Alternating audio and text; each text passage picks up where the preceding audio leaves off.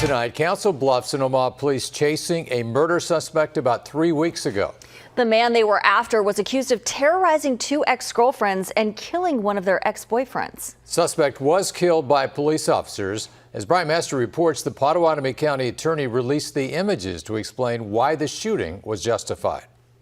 Investigators say Matthew Briggs started the day by terrorizing ex-girlfriends, smashing into the garage of one, assaulting another, and then killing one of their ex-boyfriends, Stephen Greg Donsbach, in his Omaha Regency home.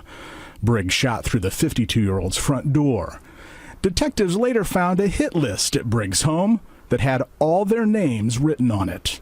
He is not trying to hide his identity. He's sort of on a spree. It seems like he is sort of, settling scores, on his way out. After avoiding detection for several hours that day, investigators get a tip.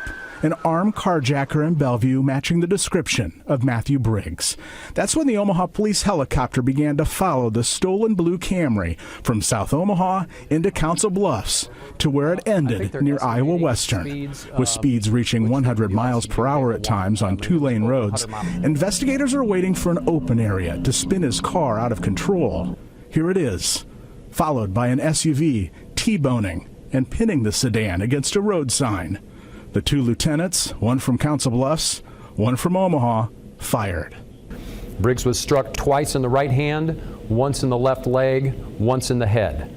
Officers stopped firing when Briggs dropped the shotgun and his hands dropped to his side and he stopped moving.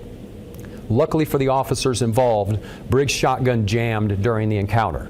The jammed shotgun and a loaded handgun were in the car. Two loaded revolvers were in the suspect's backpack, along with meth and cocaine laced with fentanyl.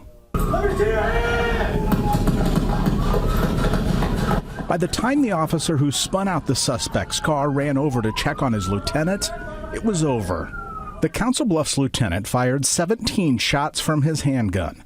The Omaha lieutenant fired 6 times from his rifle.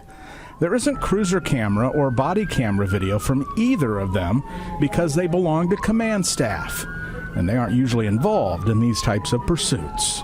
On your side in Council Bluffs, Brian Mastery, 6 News. The reason the Council Bluffs lieutenant who fired the fatal shots was on the street that day responding to calls is because there were 2 fatal crashes that day and the other officers were tied up handling those cases.